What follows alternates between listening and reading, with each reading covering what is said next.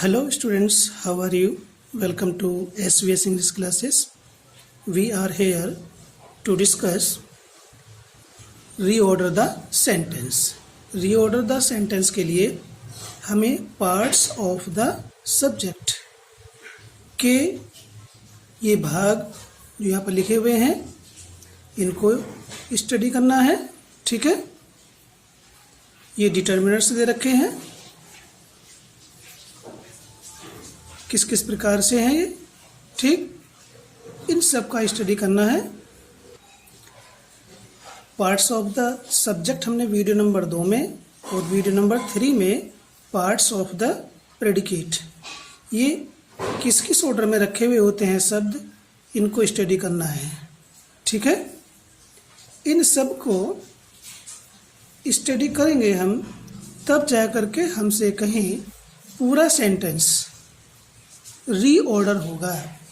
जब तक हम वीडियो नंबर 2 में पार्ट्स ऑफ द सब्जेक्ट, 3 में पार्ट्स ऑफ द प्रेडिकेट को स्टडी नहीं करेंगे, तब तक हम तीसरी वीडियो में जो हमने रीऑर्डरिंग आपको समझाना है, पार्ट्स वीडियो नंबर 2 में पार्ट्स ऑफ द सब्जेक्ट को रीऑर्डर किया, वीडियो नंबर 3 में पार्ट्स ऑफ द प्रेडिकेट को रीऑर्डर किया। अब आता है वीडियो नंबर 3 का, जिसमें पूरे सेंटेंस को रीऑर्डर किया जाएगा। तो इन दोनों वीडियोज को जो हमें लिखा है आपको, parts of the subject, parts of the predicate, इनकी नॉलेज होनी कंपलसरी है। ठीक है स्टूडेंट्स, अब हम ये वीडियो नंबर 4 में reorder the sentences, frame the meaningful subject by reordering the given words in the bracket. हम पूरे सेंटेंस को रीऑर्डर करने से पहले 5 सेंटेंसेज सब्जेक्ट पार्ट को रीऑर्डर करने के लिए हम पहले आपको समझाएंगे। ठीक है, उसके बाद प्रेडिकेट पार्ट के 5 सेंटेंस और उसके बाद में पूरा सेंटेंस रीऑर्डर करेंगे। ठीक है, इज ए बिग सिटी, अब इसको पढ़ते हैं, the Delhi India capital of. तो ये इसमें केस इन एपोजिशन है। केस इन एपोजिशन का मीनिंग होता है समानाधिकरण। केस इन एपोजिशन में प्रॉपर नाउन पहले आता है और उसके बारे में बताने वाले शब्द बाद में आते हैं। केस इन एपोजिशन के पहले भी कोमा और बाद में भी कोमा होता है। तो प्रॉपर नाउन है दिल्ली, इसके बाद इसके बारे में क्या कहा गया है, ये भारत की राजधानी है, तो ये बाद में आएगा। तो दिल्ली कोमा लगाएंगे, दी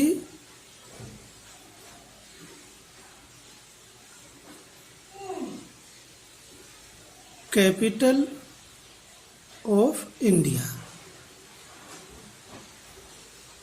यहाँ भी कॉमा लगेगा।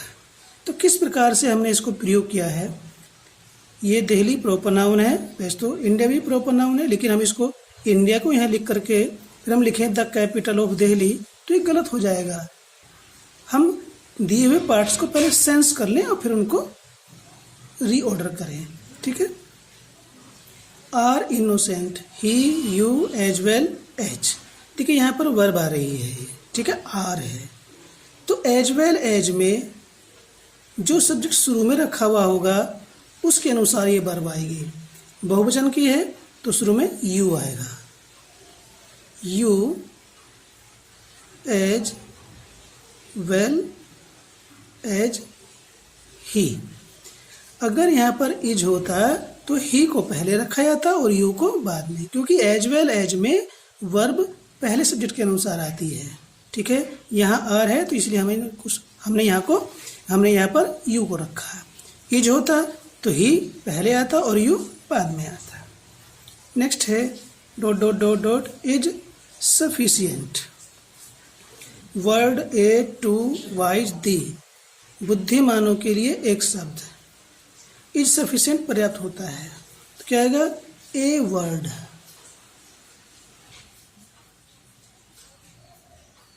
To the wise. ठीक है, इसे कहते हैं कि बुद्धिमान को इशारा काफी होता है, ये वो है इसका मीनिंग। बुद्धिमान को इशारा ही काफी होता है।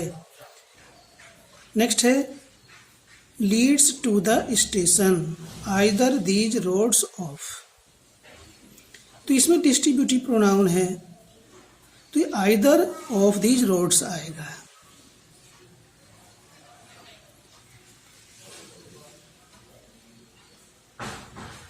Either of these roads. ध्यान दें, जो डिस्ट्रीब्यूटिव प्रोनाउन होते हैं उनके बाद में इस प्रकार से ऑफ लग करके बहुवचन नाउन आता है, तो उनमें वर्ब सिंगुलर नंबर की होती है और प्रोनाउन भी सिंगुलर नंबर का आता है। आइदर ऑफ दीज रोड्स है, यदि होता आइदर ऑफ दीज बॉयज तब भी यहाँ सिंगुलर की वर्ब आती। ठीक है, नेक्स्ट है dot dot dot help me man old with a stick an. तो एन का रिलेशन ओल्ड से है क्योंकि ये वोवेल शुरू हो रहा है, तो एक बूढ़े स्टिक वाले बूढ़े व्यक्ति ने मेरी सहायता की, तो ये हो जाएगा an old man with a stick. इस सब्जेक्ट पार्ट हमने यहाँ पर 5 सेंटेंसेस में री एक्सप्लेन किया। अब आता है ये predicate part. Put the predicate parts in the correct order. सही क्रम में रखना। You dot dot dot dot want come not were late to. अब देखिए वर आ रहा है तो इसमें पहले तो वर आएगा और ये सेंटेंस पैसिव वॉइस में है। You were warned. दिए हुए शब्दों को हम पढ़ेंगे फिर सेंस करेंगे, सेंस के अनुसार ही नहीं रखा जाएगा, अपनी मर्जी के अनुसार कहीं नहीं रख सकते। अब इसमें वर आ रहा तो ये नहीं कि नोट को वर के पास रखेंगे। आपको देर से न आने की चेतावनी दी गई थी। न आने की, तो ये हमारा जो इन्फिनिटिव है वो नेगेटिव होगा। You were warned not to come late. 1 2 3 4 5 6 1 2 3 4 5 पूरे शब्द हमारे प्रयोग हुए हैं। नेक्स्ट, मोतीलाल नेहरू आनंद भवन हिज नेम्ड हाउस। इसमें ऑब्जेक्टिव कंप्लीमेंट आया हुआ है। नेहरू जी ने रखा, ये मेन वर्ब है। नाम रखा, किसका रखा भाई? अपने घर का, हिज हाउस। क्या रखा था? आनंद भवन।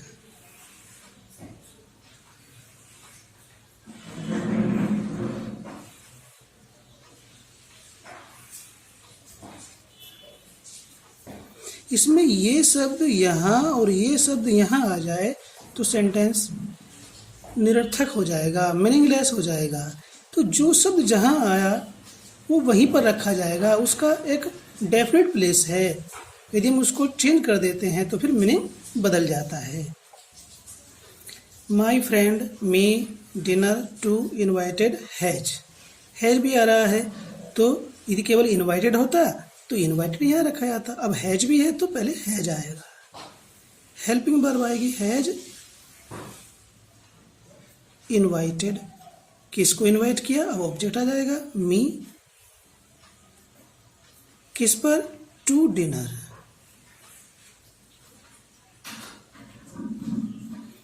इनवाइट वर्ब के बाद में किसी भी पार्टी के लिए इनवाइट किया जाता है तो टू आता है, प्रीपोजिशन। ओके।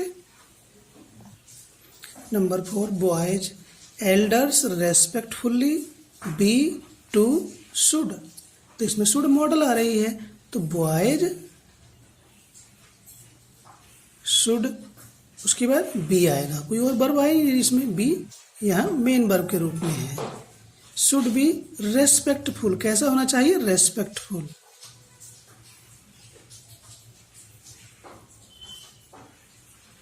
अब आएगा टू। एल्डर्स। एक भी शब्द इधर उधर हो जाता है, टू को हम यहाँ रख दें या एल्डर्स यहाँ आ जाए तो सेंटेंस मीनिंगलेस। नेक्स्ट है we obedient, be parents, to should our. ये भी ऊपर वाले से ही मिलता जुलता है कहीं ना कहीं। तो क्या आएगा, पहले मॉडल आएगी वी शुड, इसमें ही बी आया हुआ है। ओबीडियंट एडजेक्टिव है ये भी, जैसे ऊपर रेस्पेक्टफुल है, we should be obedient to our parents. तो ये हमने 5 सेंटेंस सब्जेक्ट पार्ट के, 5 सेंटेंस प्रेडिकेट पार्ट के रीऑर्डर किए। Now we come to reorder the full sentence. Frame correct sentences by reordering the words. ठीक है, शब्दों को पुनः क्रम में रख करके सेंटेंस का, सही सेंटेंस का निर्माण करना, फ्रेम से निर्माण करना होता है। देखिए इसमें पूरा सेंटेंस दिया हुआ है, सब्जेक्ट पहचानना है, वर्ब और वर्ब में हेल्पिंग और मेन वर्ब, फिर उसके बाद ऑब्जेक्ट, उसके बाद अन्य चीज़ें। जो भी शब्द यहाँ शुरू में लिखा जाएगा वो कैपिटल से लिखा जाएगा। इसमें यदि है तो ठीक है, नहीं है तो कैपिटल से। और कोई जरूरी नहीं कि इसके अंदर कैपिटल वर्ड आ रहा है तो वो शुरू में ही आएगा, ऐसा नहीं है। तो ये तो हमें फाइंड आउट करना है कि कौन इसमें सब्जेक्ट है। सेंटेंस असर्टिव है, नेगेटिव है, इंटेरोगेटिव है, इस चीज का भी हमें ध्यान रखना है। तो a letter mother my daughter to her wrote. तो क्या होगा, मेरी पुत्री ने उसकी माता को अर्थात अपनी माता को एक पत्र लिखा। टू भी आ रहा है, my daughter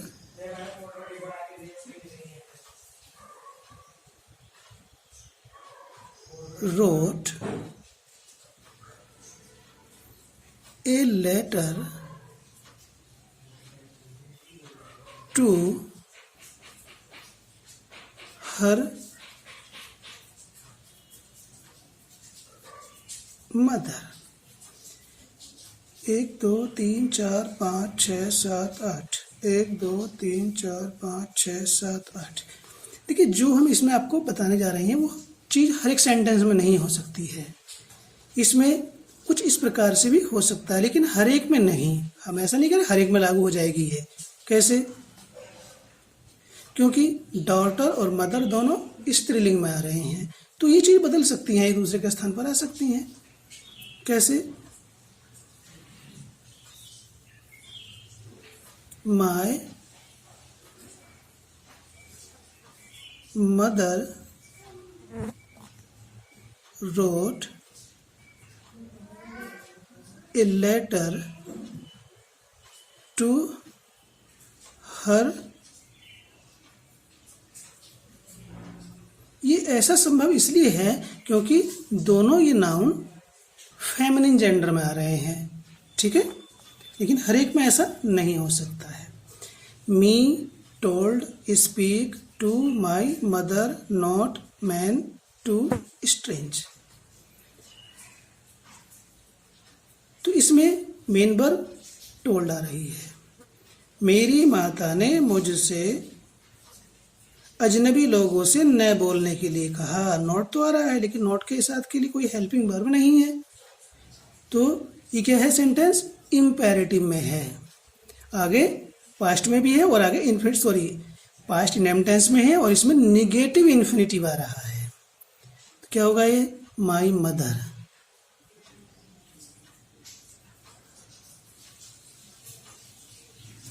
told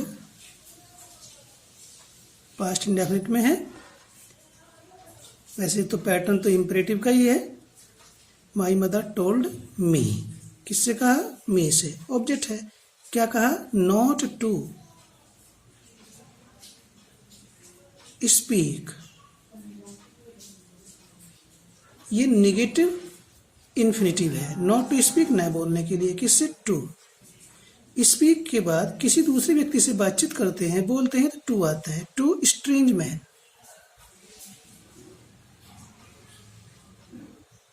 strange man.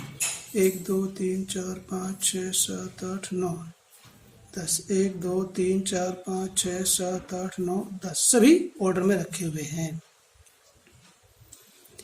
School not did he did to he go. तो पता चलता है कि सेंटेंस पास्ट इंडेफिनिट टेंस का निगेटिव है। और ध्यान दें, ये सेंटेंस असर्टिव है। यदि हम इसमें क्वेश्चन मार्क लगा दें तो ये सेंटेंस हमें इंटरोगेटिव में फ्रेम करना पड़ेगा। कैसे होगा? Did he not go to school.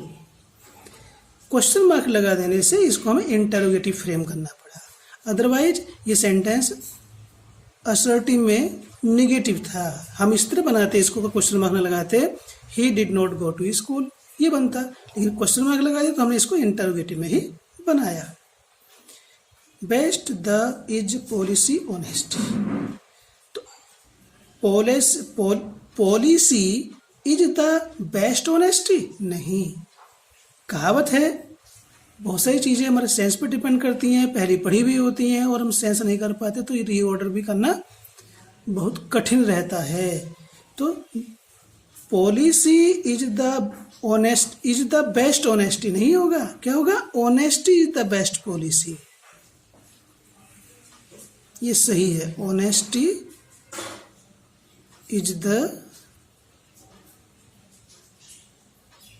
Best policy. एक भी शब्द आगे पीछे हो जाए तो हमारा मीनिंग निरर्थक हो जाता है, भोंडा लगता है, गलत हो जाता है। Your intelligent and brother is person. अब इसको हमने पढ़ लिया, तुम्हारा बुद्धिमान एक भाई है व्यक्ति। तुम्हारा भाई एक बुद्धिमान व्यक्ति है, तो जगह योर क्या है? क्वालिफायर है। ब्रदर इज लिंकिंग वर्ब आ गई, क्या है? An intelligent person.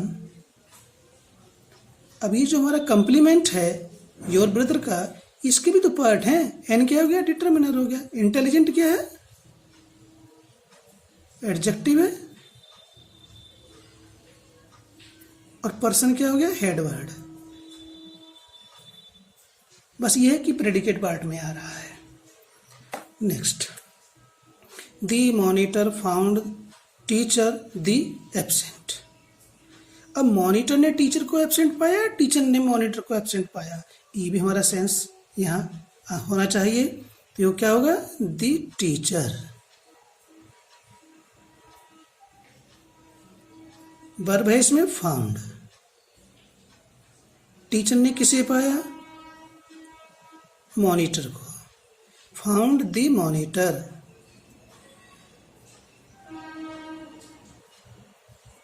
कैसा?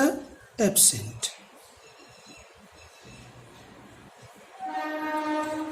ये आर्टिकल द यहां नहीं आ सकता है, ठीक है? मॉनिटर से पहले ही आएगा। Okay. On Sunday play we match a cricket every. हम खेलते हैं एक क्रिकेट मैच प्रत्येक संडे को। तो क्या होगा? वी सब्जेक्ट है इसमें, वी मेन वर्ब है play, we play a cricket match on every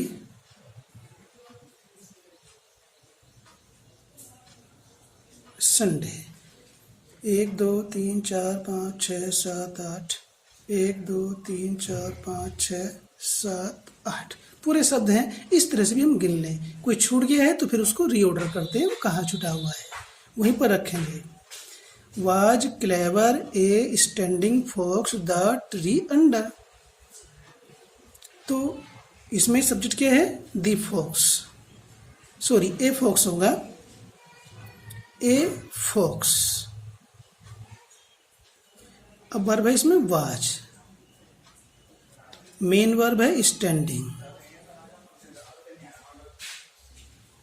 A fox was standing under, preposition आएगी अंडर द ट्री।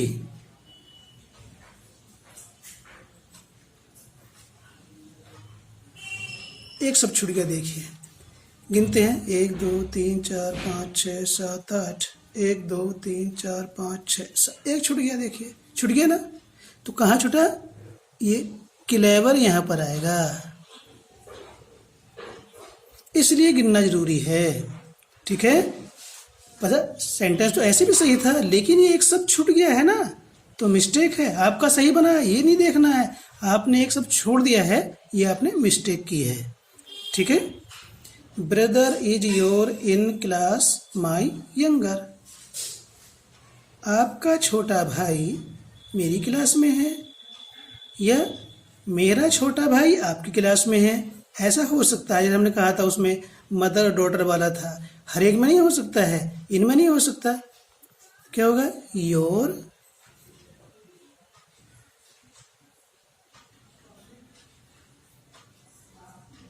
यंगर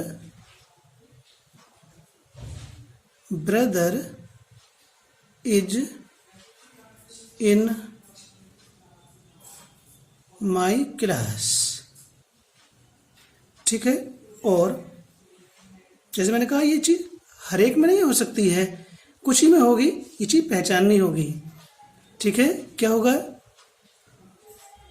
माई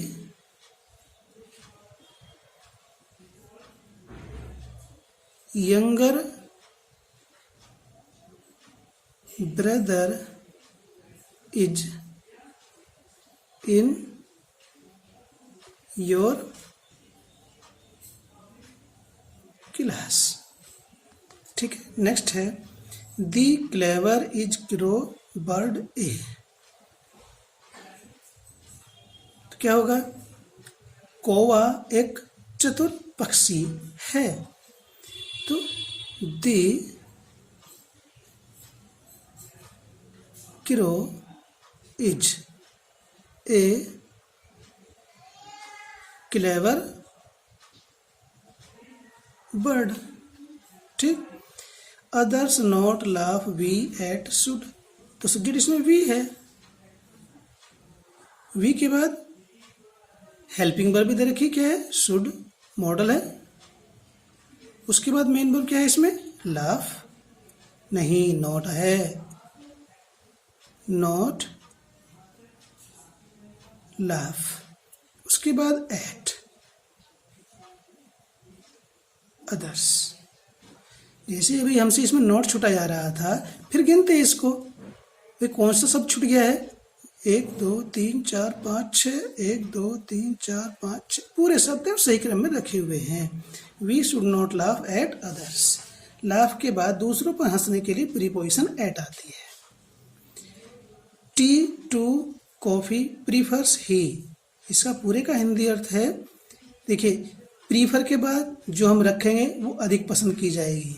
ठीक है, और जो टू के बाद आएगी वो कम पसंद की जाएगी। तो ये जगह ही सब्जेक्ट है, प्रीफर्स वर्ब है, वह अधिक वरीयता देता है। किस चीज को देता है? कॉफी को। COFFE coffee to tea. जैसे भी सेंटेंस नंबर 9 हमने एक्सप्लेन किया था, वैसे ये भी हो सकता है, लेकिन मैंने कहा हर एक में नहीं होगा भाई। ठीक है, कोई तो कॉफी को अधिक पसंद करता है, कोई चाय को अधिक पसंद करता है। अगर इसे यहाँ रख दिया जाए और इसे यहाँ रख दिया तो इससे कोई फर्क नहीं पड़ता है, but the structure of the sentence is right. ठीक है, ये ऐसे भी हो सकता है, कोई मिस्टेक नहीं है। ही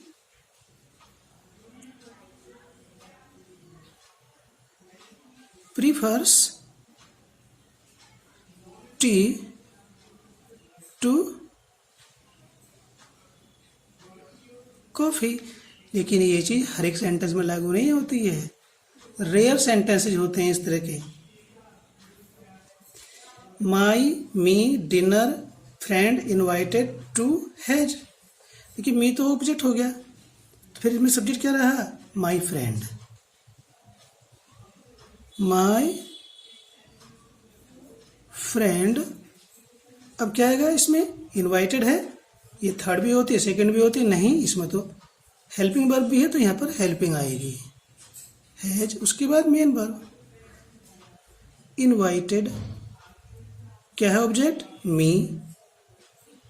मी के बाद टू, अभी हम बता ही रहे थे, डिनर, यानी कि इनवाइट के बाद जो है किसी पार्टी के लिए इनवाइट किया जाता है, टू आता है, डिनर। गिन लेते हैं सब, 1 2 3 4 5 6 7, 1 2 3 4 5 6 पूरे शब्द हैं। Mangoes at 8 10 are kilo selling rupees. तो सब्जेक्ट क्या है? मैंगोज।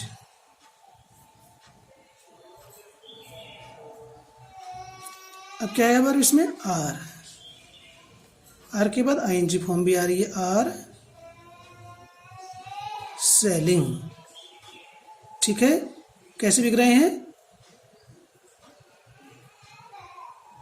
10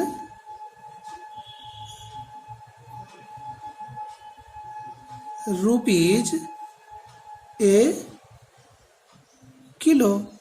देखिए इसमें एक शब्द छूट गया है, अब ढूंढते हैं कौन सा है, गिन लेते हैं। 1 2 3 4 5 6 7 8, 1 2 3 4 5 6 7। ठीक है, मैंगोज आ गया, आर ये रहा, सेलिंग ये रहा, 10 ये रहा, रुपीज ये रहा, ए ये रहा, किलो ये रहा। देखते टिक किस पे नहीं लगी हुई है? एट पे नहीं है। तो देखो छूट गया ना एक शब्द ये। यदि ऐसा छूट जाता है तो मिस्टेक हो जाती है। तो क्या होगा? मैंगोज आर सेलिंग एट, यहाँ पर आएगा एट 10 रुपीज ए किलो। अब ये सेंटेंस सही हुआ, इसलिए इन वर्ड्स की काउंटिंग करना जरूरी है। Stood my first brother his class in. ठीक है, यहाँ पजेसिव आ रहे हैं, इनमें फिर वही समस्या आ जाती है, जैसे हम 2 बार बना सकते हैं, कोई समस्या नहीं। क्या आएगा? His brother.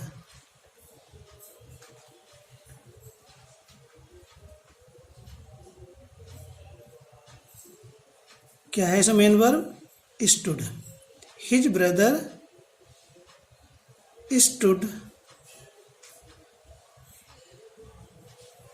First in his class. क्या छूट गया? माई। 2 जगह हिज आ गया, गलती भी देखो, ये इस तरह से सेंटेंस तो सही लिख रहा है लेकिन गलत है। क्या आएगा? माई आएगा। ठीक है, गिन लेते हैं। 1 2 3 4 5 6 7, 1 2 3 4 5 6 7। अभी ध्यान दीजिए, हमने माई नहीं लिखा था, हिज लिख दिया था, वर्ड तो फिर भी 7 हुए, लेकिन इनको टिक कर लेते हैं कौन सा शब्द छूट गया है। Should your do duty you well. तो इसमें सब्जेक्ट तो यू है, यू, और इसमें मॉडल भी आ रही है शुड। उसके बाद मेन वर्ब क्या है? डू। अब इसके बाद पजेसिव आएगा योर ड्यूटी वेल। ठीक है, इस प्रकार से हम इनको रीऑर्डर करेंगे। यस, देखिए नंबर 1 पर हमने सब्जेक्ट पार्ट को रीऑर्डर किया, नंबर 2 पर प्रेडिकेट पार्ट को रीऑर्डर किया, नंबर 3 पर हमने पूरा सेंटेंस रीऑर्डर किया। और ये नंबर 4 है, इसको हम पढ़ते हैं। Right the predicate part with the help of the verbs and other words. तो ये किस तरह का काम है? ये काम जो हमने अब तक सारा काम समझा है उसी से रिलेटेड है। जो अब से पहले हुए काम को समझ सकता है वो इसे समझ लेगा, और जिसने पहला नहीं समझा तो डायरेक्ट इसको समझना कठिन रहेगा, क्योंकि ये उसी का एक पार्ट है। क्या है? ये माई फादर यहाँ पर दे रखा है, यहाँ ब्रैकेट के अंदर वर्ब दे रखी है, उसके बाद क्या लिखना है हमें? इनडायरेक्ट ऑब्जेक्ट लिखना है, उसके बाद डायरेक्ट ऑब्जेक्ट। ये डायरेक्ट इनडायरेक्ट ऑब्जेक्ट क्या होगा? ये हमारे ऊपर निर्भर करता है। डायरेक्ट ऑब्जेक्ट क्या होगा? ये भी हमारे ऊपर निर्भर करता है। ये पहले से कोई, जिसे कहते हैं, प्री डिसाइडेड नहीं है, ये हम अपनी चॉइस के अनुसार रखेंगे। तो माई फादर बॉट दे रखी वर्ब। अब ये ऑब्जेक्ट हम अपने आप लिखने हैं। यहाँ इनडायरेक्ट ऑब्जेक्ट पहले आ रहा, मेरे पिता ने खरीदा। मेरे लिए मी लिख देते हैं, मोहन लिख दो, या माई एल्डर ब्रदर लिख दो। इनडायरेक्ट है ना, कुछ भी लिख सकते हैं। It depends on your choice. अब डायरेक्ट ऑब्जेक्ट है, क्या लिखा? क्या लिखें? A mobile, a pen, a book, a bat, कुछ भी लिख सकते हैं। हमारा सेंटेंस मीनिंगफुल होना चाहिए। My father bot me a bat, ये हमारा सेंटेंस पूरा हो जाता है। वर्ब दे रखी है, इनडायरेक्ट ऑब्जेक्ट लिख दिया हमने मी के स्थान पर माई यंगर ब्रदर हो सकता है, माई सिस्टर हो सकता है, ठीक है। फिर यहाँ पर सिस्टर है तो ए डॉल लिख दो, कुछ भी लिख सकते हैं। Sentence is meaningful. Those boys, were दे रखी है वर्ब, यहाँ बॉट थी, यहाँ पर वर है, और उसके बाद है एडजेक्टिव कंप्लीमेंट। तो ये सब्जेक्टिव कंप्लीमेंट लिखना है हमें। दोज बॉयज वर, तो ये जो कंप्लीमेंट आएगा एडजेक्टिव के रूप में वो क्या होगा? किसका कंप्लीमेंट होगा? सब्जेक्ट का। तो क्या लिखें? दोज बॉयज वर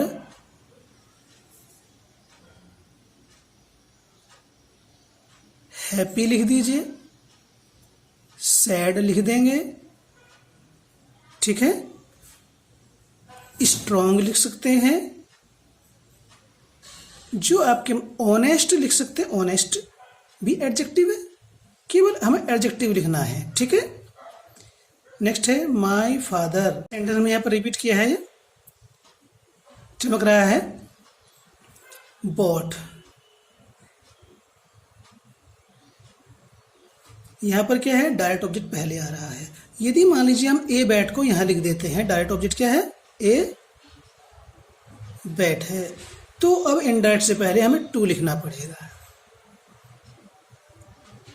ठीक है। बैट के स्थान पर ये डॉल लिख सकते हैं, फिर यहाँ टू लिख करके माई सिस्टर लिख सकते हैं, लेकिन इनडायरेक्ट से पहले टू प्रीपोजिशन आएगी। इस चीज को समझाने के लिए हमने आपको ये लिखा था, ठीक है। नेक्स्ट है मोस्ट पीपल डिसलाइक।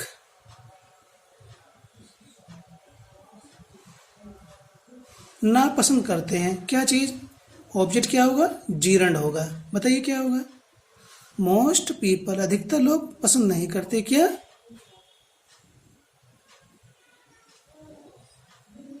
स्मोकिंग। आगे हम तो केवल एक ही लिख रहे हैं। ड्रिंकिंग, डांसिंग, लाफिंग, ठीक है। कोई भी आप अपनी चॉइस के अनुसार यहाँ जीरंड ऑब्जेक्ट के रूप में लिखेंगे। दिस गर्ल वांट्स, वर्ब तो दे रखी है पहले से ही, अब क्या लिखना ऑब्जेक्ट के रूप में? इन्फिनेटिव। ये लड़की चाहती है क्या? टू डांस, ठीक है। To dance, to sing songs, to pray to God, to worship God, ऐसे इसको पूरा कर सकते हैं। नेक्स्ट है दे लेंट। लेंट मीन्स होता है उधार दिया, उन्होंने उधार दिया क्या, डायरेक्ट ऑब्जेक्ट लिखना पहले, क्या दिया भाई उधार, सम रुपीज,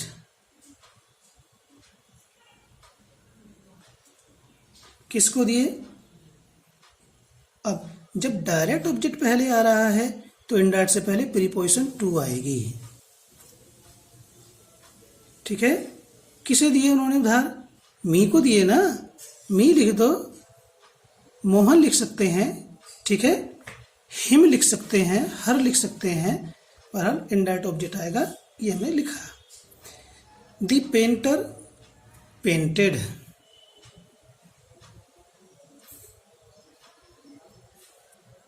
ठीक है, ऑब्जेक्ट लिखना है, फिर ऑब्जेक्ट कंप्लीमेंट लिखना है। तो ऑब्जेक्ट क्या है, पेंटर ने पेंट किया, क्या किया, द डोर, कैसा, ग्रीन। ये ग्रीन जो है डोर का कंप्लीमेंट है, ठीक है, और ये एडजेक्टिव आया हुआ है। ये हो सकता है the painter painted the picture beautiful.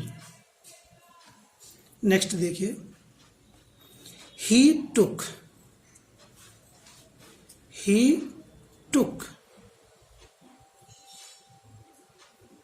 प्रयास ये रहता है कि आपको अधिक से अधिक इस तरह के एग्जाम्पल्स एक्सप्लेन की जाए जो आपको कोई समस्या पैदा ना करे और उससे संबंधित आप समस्या को इजीली सॉल्व कर लें।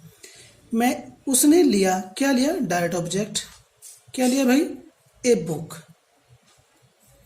उसने एक बुक ली, ठीक, किससे ली, मुझसे ली ना। अब यहां देखिए फ्रॉम आएगा, from me, from Mohan, from Sita, from Ramesh, कोई भी आ सकता है। हम किसी से कोई चीज लेते हैं तो वो चीज उससे अलग होती है और अलग होने पर फ्रॉम आता है, ठीक है। ये ऊपर टू आ रहा है, ये देने के अर्थ में है, ठीक है, ये देने के अर्थ में, इससे टू आ रहा है, ये लेने के, दूसरे से ले रहे हैं कोई चीज तो अलग हो रही है, तो he took a book from me. Take verb के बाद किसी भी टेंस में हो डायरेक्ट ऑब्जेक्ट पहले आता है और इनडायरेक्ट बाद में, तो इनडायरेक्ट से पहले प्रीपोजिशन फ्रॉम का प्रयोग किया जाएगा। नेक्स्ट लास्ट सेंटेंस देखेंगे, the teacher taught direct object indirect object. तो ये भी हमने आपको पैसिव वॉइस में कई जगह ट्रांसलेशन में बताया, टॉट, ठीक, डायरेक्ट ऑब्जेक्ट क्या है, अस, सॉरी अस नहीं, डायरेक्ट ऑब्जेक्ट, ये तो इनडायरेक्ट हो गया, क्या, इंग्लिश, ये डायरेक्ट ऑब्जेक्ट हो गया, और इनडायरेक्ट में क्या आएगा, टू अस। यदि ये इनडायरेक्ट यहां लिख दिया जाए और डायरेक्ट यहां लिख दिया जाए तो ये अस यहां पर आ जाएगा और इंग्लिश यहां पर, तो टू का काम खत्म हो जाएगा। तो इस प्रकार से हमने आपको सब्जेक्ट के पार्ट्स कितने होते हैं, दो, ठीक है, सॉरी सेंटेंस के पार्ट्स कितने होते हैं, दो, सब्जेक्ट एंड प्रेडिकेट। सब्जेक्ट के पार्ट्स एक्सप्लेन किए, फिर प्रेडिकेट के पार्ट्स एक्सप्लेन किए, और उसके बाद ये हम सब आपको रीऑर्डर बताया। I hope you will get it. Okay, thanks.